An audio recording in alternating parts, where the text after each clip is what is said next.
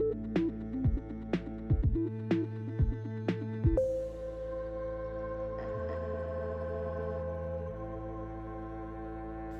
guys, welcome back to Release the Craftin. Priscilla here with a little tarot deck unboxing and review for you guys.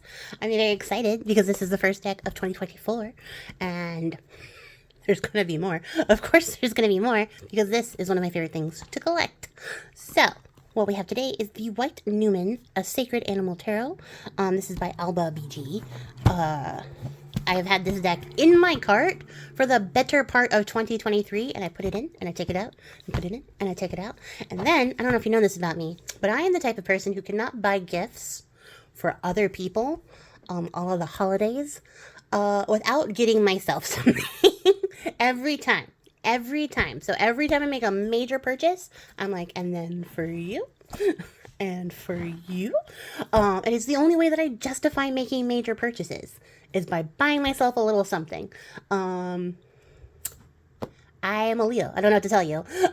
So this was one of the gifts I got for myself. The other was a really nice set of earrings. Actually, 2 sets of earrings and a necklace, because the thing I ended up getting got lost in the sauce, and so they gave me my money back, and I said, well, you have to buy more things than you actually spent money on in the first place in order to make up for that loss of present gifting to myself. So this was one of the things I got for myself as a gift, and I'm very excited to crack it open. I saw this image initially, saw the artwork style, and was like, love it, must have it, and then I just danced around getting it the entirety of the year, which I don't know why, because I love it and I wanted it. But for some reason, it was not until now that I pulled the trigger. So I'm going to write that off as like destiny. The time was not right to obtain this. And so therefore I obtained it exactly when I was meant to. And it being the first deck of the new year makes me feel very, very positive about it. Because I'm very excited that this is going to be my first one for 2024. And the box is cool. It only has one little cardboard piece as filler, which is also neat. I will fuss with that later.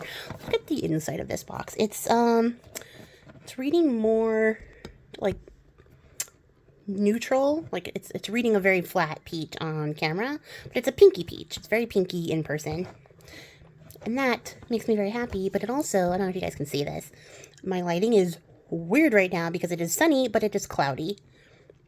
But you've got like the wands and the pentacles and the swords, and there's like a little crow in there.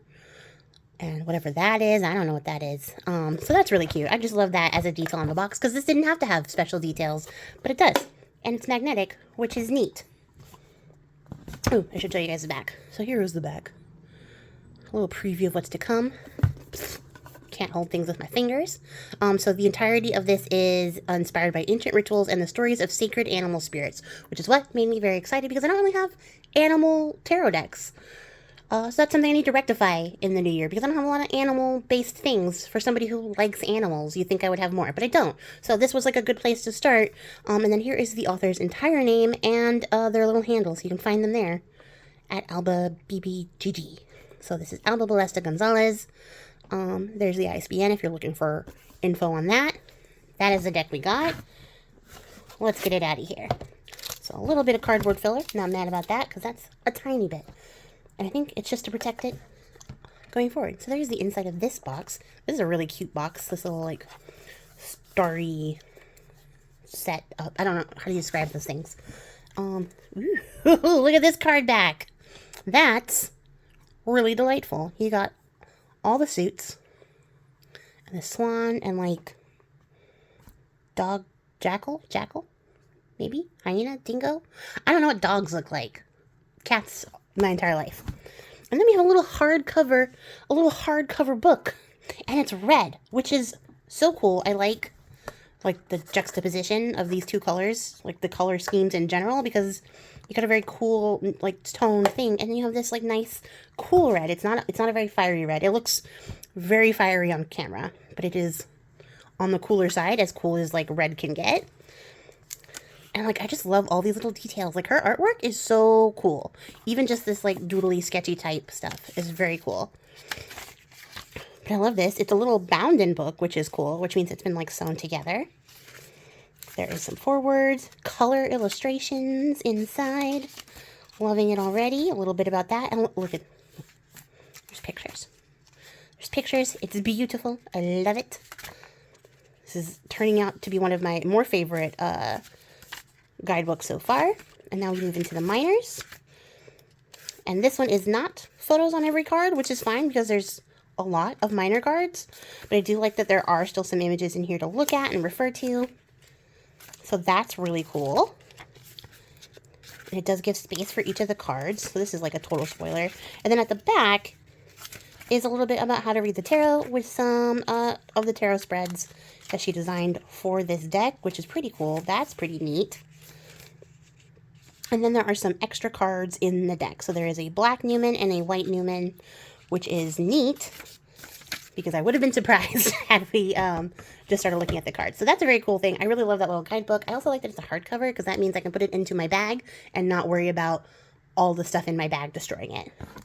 So we're going to get the little plastic dude off here. And then I'm going to drop you guys in so we can get a good look at these cards. All right, how's that? Are we seeing things beautifully? So we have the card image from the cover, and it is the Fool, and it is beautiful. I love her little dress. I love the little dogs that are with her. They're like little coyote dogs. Should I look to see what kind of dogs they are before I just guess? Because clearly I can't identify dogs in art for some reason. Let me just look real quick. She is surrounded by the first beast who have bonded with humans, so they're just dogs, which works for me. I really like this card. Like I said, this was the cover image, so I was like, must have. So immediately drawn in by the Fool card itself. Oh, I guess I should add that these cards are not gilded in any way, shape, or form, which makes me a little sad. But I think the white works with this deck in particular, with the framing, so I'm not going to be mad at it. I'm gonna leave it as it is. I don't think I'm gonna edge these cards because I feel like it works with the stuff we have here. And then we have the Magician. And like, this is really interesting. This is a very active role for the Magician. He's also sort of got like that seeker sort of aspect about them, and I like that. I think that works for the Magician. I also think like with the snake and these like white birds, maybe ravens, I don't know, like we're getting the instead of like the table of tools, like alchemical tools, we're getting that represented in the animal symbology here. I also just like his jaunty little beard. Really enjoy that. And then we have the High Priestess, and she's serving, which I think is very appropriate. I want to see... Oh, I was going to see if the pattern on the dress matched the background. It does not, but it does call back to that a little bit, so I like that. That's an aspect here. I also just like that, like, this is everything I want from a High Priestess. She's definitely giving the vibe of, like, accomplished, magical, in her element. Like, I love that. And then we have the Empress, and look at this bad bitch right here. I love this deck, you guys. I've already decided. The representation of the Empress has sealed the deal. I love this deck, because look how cool she is. Like, you get the feeling that she is an accomplished warrior, but does not need to draw her sword, unless absolutely necessary. But, like, if you try her, she absolutely will. Like, she absolutely will wreck you if you try her. But she doesn't have to go that route. She has sort of, like, the staff as, like, a symbol of, like, peace. And how she's, like, just sort of on this, like, delicate journey of managing the world peacefully, tranquilly. But if you try her, she shall. And you know, she can and she will. And I love that for her. I think that's great. And then we have the Emperor, which is swiftly becoming one of my least favorite cards. For no other reason than, like, patriarchy. And, like, when I look at this, I feel the oppressiveness of that. And I don't know if that's just me having to, like, work on myself and my relationship to the patriarchy, but, like, every time I get a new deck, I look at the Emperor card, and I'm like, nah, mid. So, like, this is how I also feel about this guy, because I just feel like he's up to no good. Like, that's the reason she had to become a bad bitch. Like, they're fighting each other. This is my canon lore for this deck now. Like, they're in a war against each other. Like, they used to be married, and then he, like, tried her, and she was like, okay, like, bet. And she leveled up, and now they're just fighting each other, and he's, like, getting into more dark, mystical stuff to, like, combat that. But it does give very dark, like, mage vibes. So I guess that's like appropriate with where I am mentally when it comes to the Emperor. And here's the Hierophant, and I love that it's a lady. We don't see that very often. You get like the, in a temple, like very stately sort of setup, but she's also like in a bed. This looks like a bed to me. So she's like completely at peace, surrounded by like the trappings of her spirituality. And everything seems to be very balanced, very calm. I do like seeing I like seeing this card. I like the representation of women in this deck so far. I also really enjoy this. This is the Lovers. And we have the snakes making another entrance again. And we have some ladies here as the Lovers. And they look so chill. They look so like yin and yang and balanced. And they're both very freckly, which is cute. But I really like that for this card because you have like one who seems a little bit more grounded, a little bit more real, and the other one is a little bit dreamy. So you get that like juxtaposition that you usually look at when you look at the Lovers. And then we have the Chariot. And look at this guy on his little fun adventure. Like this is such an interesting thing because the Chariot is such like action forward. It's like driving, going out there, like getting it. And this guy's like, yeah, I'm doing that. But like at my own pace, in my own time, in the chillest way possible with my buddies. You know, just to hang out and be with me. Then we have Strength, and here we have a tiger, which is very neat. And, like, this tiger looks a little stressed. And she looks like she's like, hey, calm down, buddy. Like, I got you. And I like that. I think that's, like, a sort of strength that maybe isn't typically represented, like the emotional aspect of it. And how she's, like, sort of holding this anxiety at bay, being like, hey, everything is okay. And it will be okay. That is very cool. And then we have this moose-headed dude as the Hermit. I don't think a lot needs to be added on that. I think that's really, like, legit and very neat. He seems like a hermit kind of guy. Okay, weird cuts, but we're rolling with it. So up next we have the Wheel of Fortune. And this one is really interesting to me because it has, like, all the regular symbols that I associate with the Wheel of Fortune. But, like, what is she doing? I don't know. Is she saving? Is she helping? Is she hindering? Is she hurting herself? Is she hurting others? Like, what is she doing? And I think that's very appropriate for the Wheel of Fortune. I don't know what she's got going on. She's got a pendulum, so it's all up to chance here. This knife could be anything. She's aiming it at her own hand, but she's looking this way, and I don't know about that. Also, this looks like a snake going into her robe. I have questions. But a very interesting card for the Wheel of the Fortune. Wheel of the Fortune. I've seen the TV show. For the Wheel of Fortune. So we're just going to slide right past that, and I'll think about it more later. And then we have Justice. And look at how peaceful Justice is. Like, she's also giving, like, Empress energy in this, where it's like, I don't have to, but I can, so don't try it. But she's, like, super at peace about it. Like, she already knows that everything is going to work out for the better, regardless of whatever decision you take. She's got her shit together, and I like that for Justice. It's also just a very pretty card. I don't see an animal with this, which is interesting because it is called a Sacred Animal Tarot. So I expected some of the cards to be more animal-y. Not that they're not animal-y, just like not every card is animal-y. Also, in the meantime, in the middle of my weird cut, I went to go look up what Numen means because I realized I didn't know what that meant. It means a spirit of place, or like a spirit presiding in a thing. So it is basically the white spirit of place tarot, which is a really interesting call out. And then we have the Hanged Man, and this guy looks like a flamingo. And I don't know if that's intentional or not. He has very bird features. The mustache is killing me. That is so funny. This is really funny. I really love this. This is really cute. It is giving flamingo though, and that's also fun.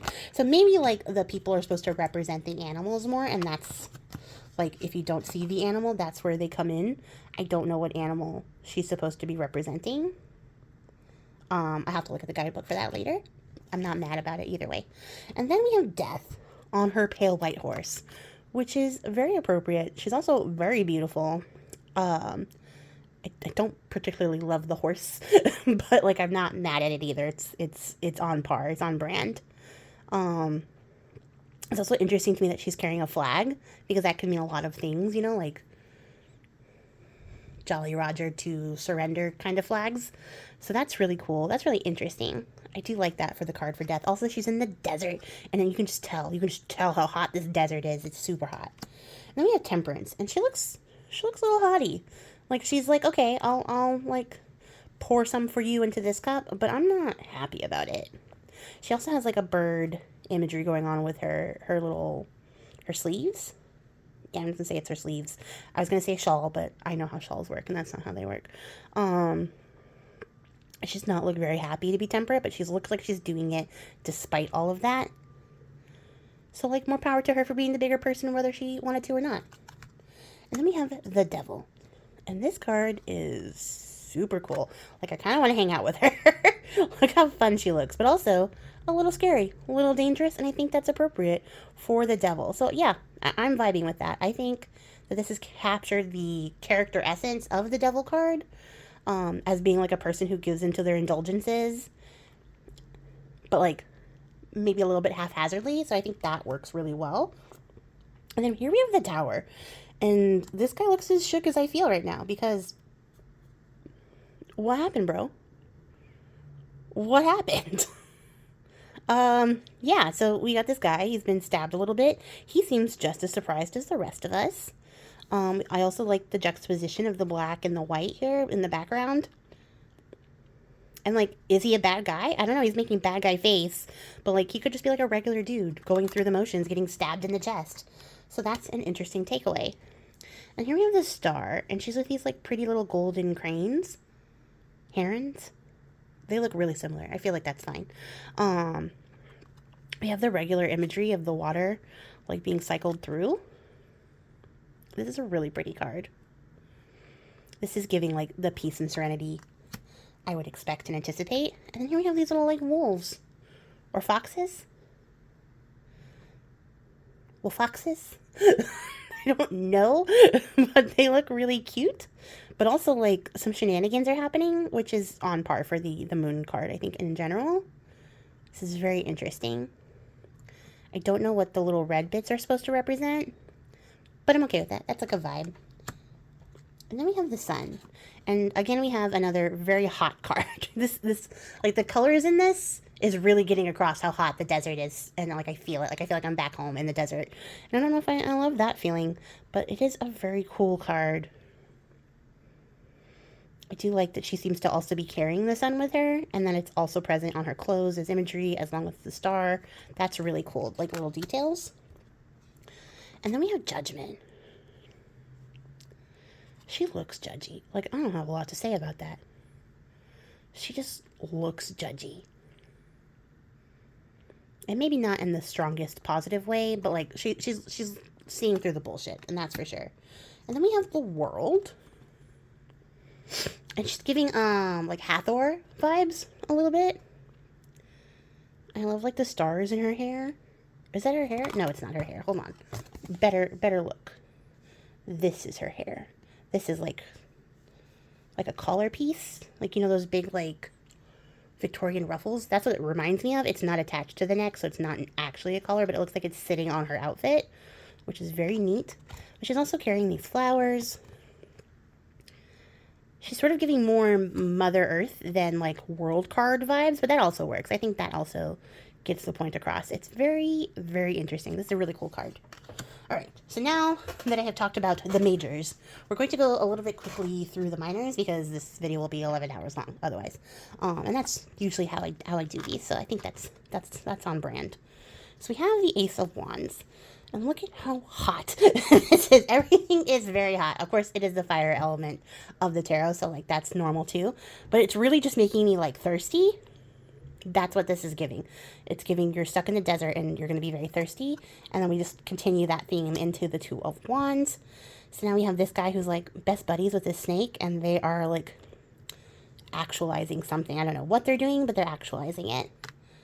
And then we have the Three of Wands, and then we see Snake make a comeback too. So my question is Snake the theme for Wands? Because we've seen him twice now. But this guy looks like he looks pretty accomplished. He's giving successful Three of Wands energy vibes. It's also a very pretty card. I do like the fact that this like deck has a lot of BIPOC representation in it, that is very satisfying. It's very nice to be able to see yourself reflected in the tools that you use.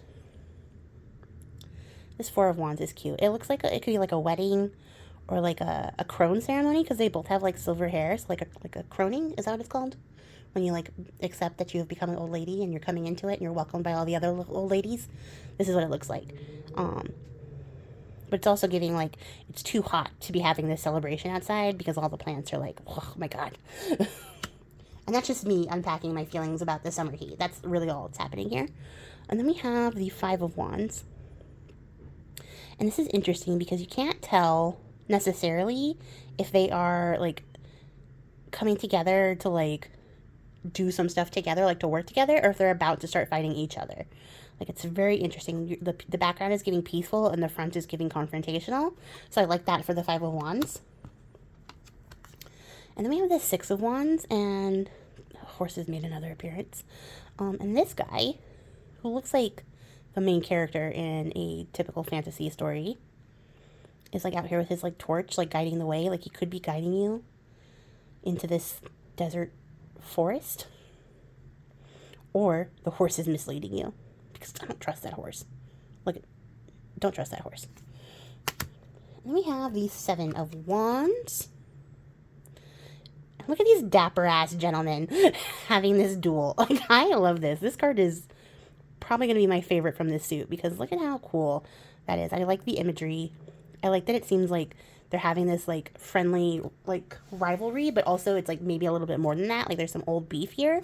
I like that a lot. And then we have the Eight of Wands. I don't know if I love this for the Eight of Wands. Not, like, I don't have any issues with snakes. I love snakes. More just, like, I don't want to fall into this. You know, like, I don't want to touch it. That's what this card is giving me. Don't touch it. It's not giving me much else because the background also looks hairy. Snakes on the skin. That's all I'm thinking about now. I don't like that. We're going to move past that to this Nine of Wands. And this lady who's like, I'm really tired of waiting for people to show up and fight me so that I can steal their canes or sticks, their staffs. Staffs. That's the word I'm looking for. And we see some more of that snake imagery here. So I do think that's like the overall theme for the wands was the snake, which is cool. I think that's a very appropriate card for like a fiery element. The transformative nature of snakes comes through here. It really comes through here on the 10. Because like, are they becoming plants? What's going on here? This is giving Lucy Baird in Battle of Snakes and Songbirds. I don't know if you guys saw that movie. I love that movie. I love the book. I love the book more now that I've seen the movie because the narrator for the Audible killed it for me, but like that's neither here nor there. We're not here for that. And then we have the Page of Wands. And this is like the first person appropriately dressed to be in the desert because, oh, you're going to burn up without like proper covering. But I like this. I like that they are carrying the flame themselves onto this journey. It's also giving callbacks to the Fool, which I think is very appropriate for a page. Another adequately dressed person in the desert, this time with a very majestic camel. And look at this camel. Like, I trust this camel. This knight, I trust his camel. That horse, I did not trust. Camel, trust. The camel knows where it's going, even if this guy doesn't. But, like, now we've moved from, like, having, like, carrying the torch to being the light ourselves, which is also very appropriate for a knight card. And then we have the Queen of Wands. And look at her. Look at her. She's not only, like, become the flame, the light herself. She has, like, alchemized it, turned it into something even brighter, even hotter. She's pretty good looking. But, like, I love this. I love this a lot. And then look at her king. He has the same jaunty beard. Jaunty beards, I think, is a theme in this deck. And he's like, yes, I will not only do what the queen did and alchemize it, I will continue to carry the light and pass it on. So I love that for the king card. That is really, really appropriate. Really cool. Okay, so this hand grabby thing, it's not my favorite thing, but we're doing it on every ace card apparently. So that's an interesting take for the aces. It leaves a lot of possibilities open to like how they're receiving or trying to reach for that like particular suit in itself. So that's something interesting to unpack. It's also just giving me horror movie vibes. Gonna leave that thought right there. Here we have the Two of Cups. And now I'm beginning to think that snakes are just going to be all over the place. Like, snake is just the theme that we have chosen in addition to dog, bird, horse. Or horse-like being because we had camels. So that's interesting. That's a really interesting takeaway. I love the cooperative, like, dancey nature of this. It's got, like, this balance between, like, ritualistic, but, like, also, like, she looks like she could be a princess. So, like, you have, like, a priestess and a princess doing this, like, delicate dance in between the two things. There's some, like, alchemical work here and, like, how the cups are being transformative. But, like, the fact that they're both snakes and, like, and they can be, like, eating each other's tail is also very interesting. Very appropriate card for the Two of Cups. I really like this. And then we have the Three of Cups, which is one of my favorite cards. And look at these girls. I want to join their dance. They look like they're having a great time. They look like they're having a great magical time because they are dancing on the water. On the water. Not in the water, on the water. And they're also, like, sort of, I don't know, doing some, like, crazy cup-based summoning spell. And that's so cool. I want to join them. I also like that they all have different fits. Like, they are coming from, like, different parts of the world to come together to have this, like, sort of celebration, which is very neat. And here we have the Four of Cups. I don't know what this guy's doing. This guy's just, like, hanging out, having a good time with his cups. Being like, look at all the cups I got, and I have one more. Would you like to see it, Mr. Fish? And the fish is like, I would love to see your cup. That's what this card is giving. Very neat. And then we have the Five of Cups. And I love the way that her hair looks against this blue background. That's really cool. And I love that, like, the landscape has changed a bit. So you can't really tell if they're, like, in the water, underwater, where this is. It's giving very celestial, very, like, moody dream space vibes, and I love that too. And then, like, just the imagery with her cups all spilled over here, very neat for the Five of Cups. And then we have the Six of Cups, and this is a cuties. Look at the cuties. Like, would your goat like a cup of water? Yes, my goat would love a cup of water, but he does not use cups. That's this card right here in a nutshell. Then we have the Seven of Cups.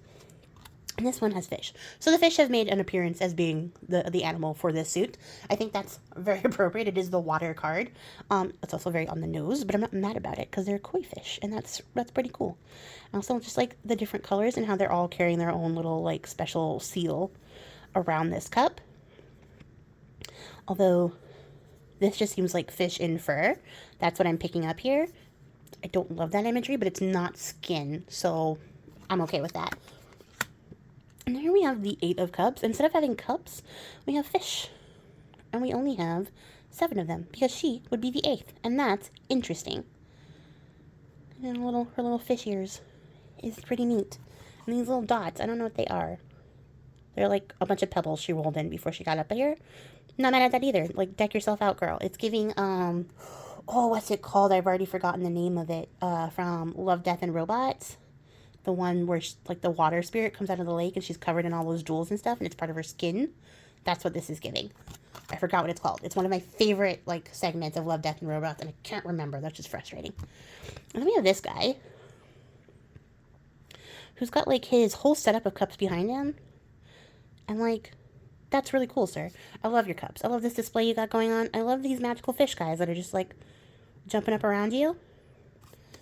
That's an accomplishment. Very proud of you. And then we have the Ten of Cups. And here's another party I wasn't invited to, but would have really loved to go to.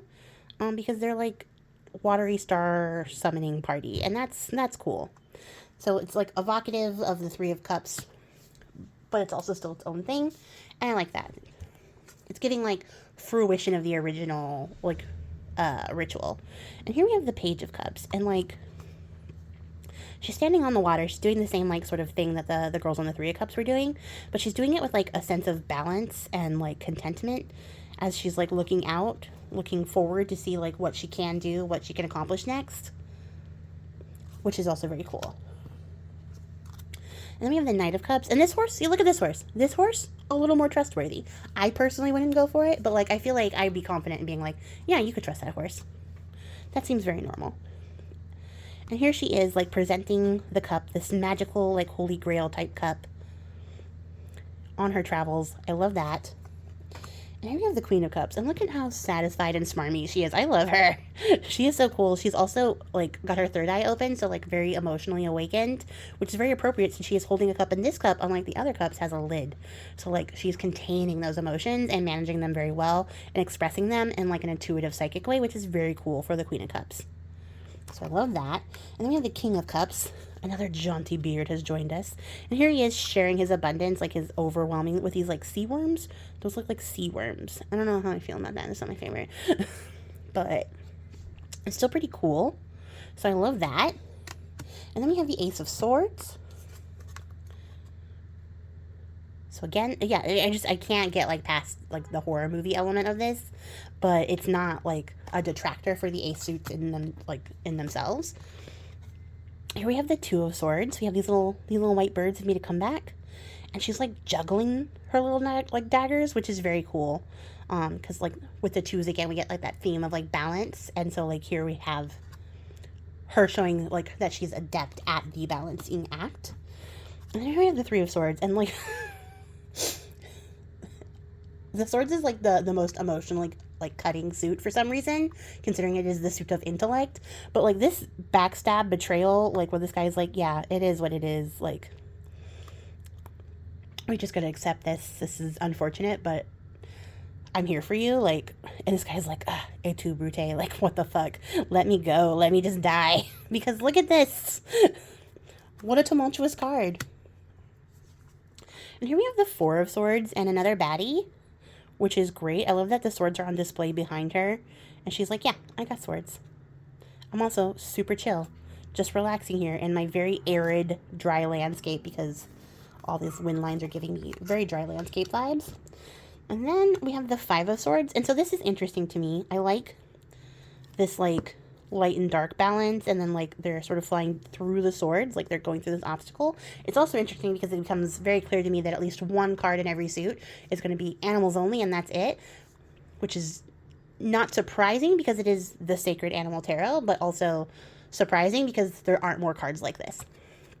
So that's interesting, but I do like the imagery on this card a lot. And then we have the Six of Swords, and she's here like, it looks like she's, like, out to go fishing with her, like, best crane little fisher buddies. But, like, she also happens to have all these swords. Like, maybe that's all they're pulling up from the water. And so she's just like, yeah, okay, let's just go further out. Do a little bit more exploring. See if we can find something else. Like, we have these. Like, what else can we find on the way? And then we have the Seven of Swords. And look at this, like, resigned to his fate. It's interesting because it seems like he's, like, tied up a little bit. Like, he's caught up in all this, like, greenery and stuff being held by these hands. But, like, is he or did he choose this? Like, that's one of the interesting things, I think, about the Seven of Swords in general. But just interesting because that's portrayed really well in the artwork here. So, yes, I am loving the artwork for this. It's really giving me, like, a lot to work with. And here we have the Eight of Swords. And she does have, like, the blindfolded nature of this. She's also carrying a chicken, who I guess is just like her buddy, like commiserating with her. But it's really interesting because she's not actually trapped inside of the ring. She's just sort of like surrounded by the Ring of Swords.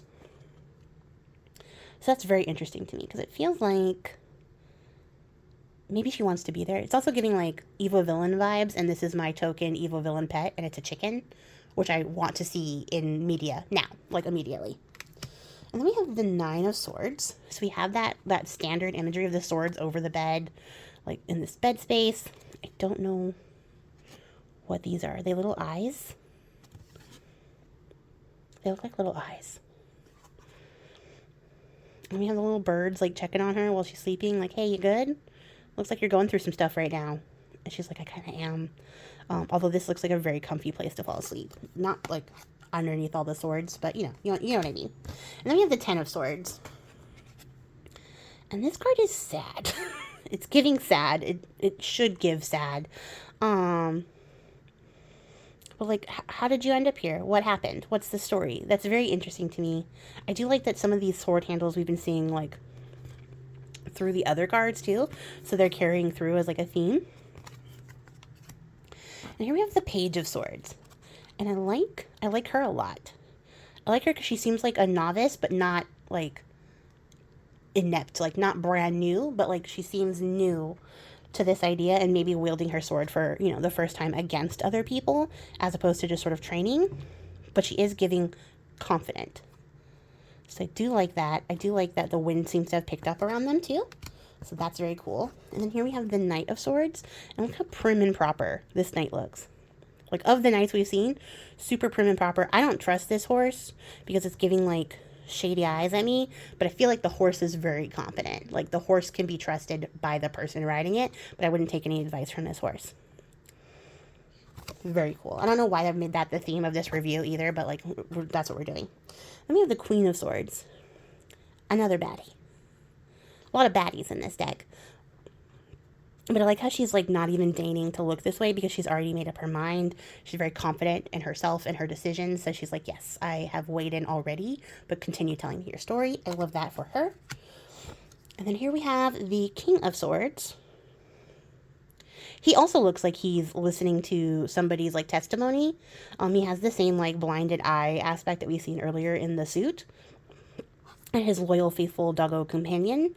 But he seems to be, like, actively listening where she's like, I've already decided. In the Queen, like, card, he's like, go ahead, tell me your story, but I have already made my decision. And it's a very fair, justice sort of driven type decision. So that's interesting. So here we have the Ace of Pentacles. And this one is interesting. And I think it's just the green color, which is giving me, like, peace vibes, you know. But I think this one is the least terrifying of the four, like, suits, that, like, the 4 ace cards that we've seen. Like, this is the one I'd be like, yeah, I want to be in this crowd, as opposed to all the other ones, which seem like they were crawling them, like, their ways up from, like, hell. This one doesn't give me that. I think it's the green. Here we have the Two of Pentacles, and that's the one they chose to just make solely animal. And so we have that balancing act again. That yin and yang, like, color sort of setup, which is very neat. I love that that's, like, something we see throughout the deck. And it's a callback to a lot of things. I like this card. I think I just like this particular, like, shade of green. Like, these greens are really giving. Here we have the Three of Pentacles. She looks super at peace. But also, like, it's giving, like, church, shrine, like, at peace in, like, spirituality more than, like, at peace in just general. And, like, you know, receiving these sort of blessings and being receptive to that. So that's very cool. And we have the Four of Pentacles, and it's giving the same at peace nature, but at peace in nature, as opposed to in a, like, a sort of temple, ritualistic, religious type space, like the other card was. But this also is giving, like, fruition. Like, she grew this garden and is feeling complete in the, like, successfully accomplished task. And then here we have the Five of Pentacles. And she looks bereft. She looks appropriately bereft, even though she's surrounded by this wealth. It looks like things just aren't going the way that she wants. She's having a hard time. It's going to be okay, though. It's very interesting. And then we have the Six of Pentacles. And I love this guy. He's out here like, yeah, I am definitely seeking and claiming my own abundance. I am here with my faithful companion. And, you know, like, everything is going to work out as long as I continue to work forward. And that's cool. I love that for that card. And we have the Seven of Pentacles. And we got a little ox dude. That looks like an ox. And, like, his little shepherdess there, which is very neat. And, like, you can see the little apples here. So, again, we have that, like, theme of abundance. It's the earth-centered card, so that's what I'm expecting, and that's what it's giving. Ooh. And here we have the Eight of Pentacles. And we have this, like, masked figure with her little, I don't know, hoe? It looks like a garden hoe, but, like, a weaponized garden hoe, which is interesting.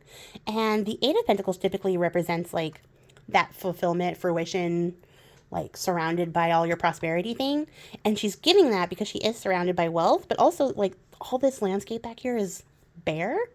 And that's interesting to me. Like, at what cost? Did she harvest all of this and this is what's left after harvest? Like, the mask is giving, like, a ceremonial aspect to it. So was there, like, a ritual behind it? That's very intriguing. Then we have the Nine of Pentacles, who is giving the vibe that I anticipate from the Eight of Pentacles, but it's the 9, and it has that bird aspect in here as well, which is very typical for this card. And it looks like these birds gathered up all this wealth for her. And she's very satisfied in the fact that other people helped her gain this wealth, like other creatures helped her gain this. And I'm proud of her. That's good. So this is interesting. So this is the first one we've gotten 2 solely animal cards for the deck. And we have the dogs again. I don't know if this is giving 10 of Pentacles in the way that I want, but I think it's sort of like the dogs are experiencing the success, the pack is experiencing success, the community kind of is experiencing the success and abundance. That's typical with this card. So that's pretty cool. And then here we have the Page of Pentacles, and I'll get this like demonetized if I say the word I want to say, so I'm not going to say that, but he's giving, and of the people in this deck, he's definitely giving, and I like that about him. This guy, cool. This one, Page, this is the Knight of Pentacles. I feel like she's got her eyes closed because she's confident that this ox knows where it's going. But look at that little shifty eye. I don't trust this ox either. I feel like the ox doesn't know where it's going, but it's just like pretending like it knows where it's going. That's what I feel like here. But I do like this. I like that the abundance is, again, being like transmuted and progressed. So he had like the material and she has like a spiritual sort of bit. And then I take back what I said. Of the people serving, she's servingest. Because look at her. Queen of Pentacles. Absolutely serving. And, you know, she has then internalized that spiritual sort of abundance into her own personal prosperity. And you can see it like overflowing from her. And she is super content in that knowledge. And then we have the King of Pentacles. They've all had jaunty beards, which is so great. But see, like, he's surrounded by all this, like, abundance. So he is ready to dispense it, to give it back out. You can kind of see it as it's coming out here, which is very neat. Very cool. I like this a lot. And then we have the Numen card. So this is the white Numen. So this would be the white spirit, which is very cool. I'll have to like look into the meaning for these. I did not read those while we were talking about it, so I don't know what they're supposed to represent necessarily, but that's very interesting. And I do like when there's like special extra cards in my tarot deck. I am not mad about that at all, because I like the evolution of tarot as a concept. And here we have the black Numen, and look at these freaking hands. I told you, horror movies. But this is really cool because like they're connected to this like little orb here. And these like dark torches are being held up around them. That's really cool. So those are really cool cards. I really love this deck.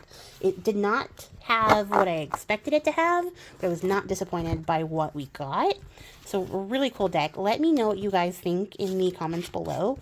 I promise not to make every review this long, but this deck gave me a lot to work with in terms of like what I could talk about. So yeah, I had a lot to say because it gave a lot, and I am really looking forward to working with it in the next year and getting to be more familiar with the cards and the aspects like that are presented within, and get like an idea of like where the author herself was coming from and like what headspace and what her design ideas were. I'm really looking forward to exploring that.